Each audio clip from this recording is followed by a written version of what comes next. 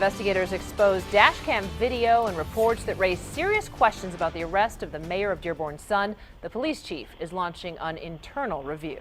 Officers say the mayor's son was super drunk this past April when he plowed into two cars. 7 investigator Jonathan Carlson broke the story. He is live in Dearborn with how the department is reacting tonight. Jonathan.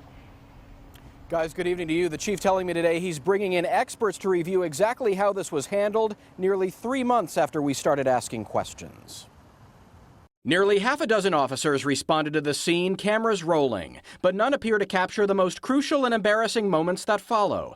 Devin O'Reilly, the son of Dearborn Mayor John O'Reilly, is super drunk, 3 times the legal limit, blood tests would later show. He hits a car, loses control, loses a front wheel when hitting the curb, but continues to drive on 3 wheels across a bank's front lawn, striking another car and driver. Some guy flew up on the grass and smashed right into our car. Officers respond to the scene and quickly learn who the driver is. That's the mayor's son?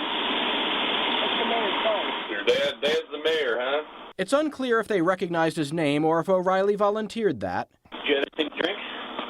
I did. Officers say in reports he's so drunk he can't stand or remember where he's coming from. But soon after IDing him, audio on the officer's body mics cut off, and hours of dashcam video show virtually everything except the most crucial part of the investigation, O'Reilly being removed from the car, taken to a waiting ambulance, and failing initial sobriety tests.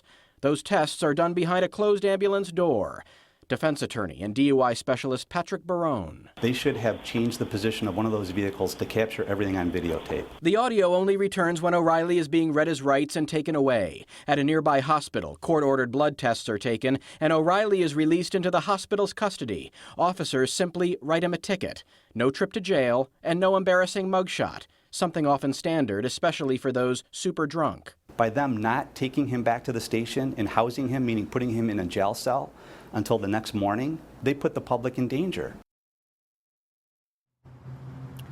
Now, the story is bigger than the mayor's son. It raises questions of protocol and if the department is properly documenting arrests to protect themselves and the public. Of course, a defense attorney could use the lack of video, audio, and picture evidence to their advantage. Now, I also want to tell you, as for Devin O'Reilly, we pulled his driving record. He does have a series of speeding tickets, but nothing else for driving under the influence. Guys, back to you. Well, Jonathan, what are the theories that you're hearing behind that missing audio and video? Well, you know, until we get a formal response from the chief, it's hard to tell. But folks, before they jump to conclusions, I've heard from a lot of sources, they say that possibly the officers may have turned off their mics and the cameras because they didn't want repercussions from the mayor. They wanted to be able to talk to the mayor's son freely if he was talking back to them. Again, that's just speculation. We don't know that yet until we hear from the police chief exactly what happened that night. And he pieces all of that together. We won't have a clear picture, guys. All right, we look for an update when it warrants. Jonathan, thank you so much. Let us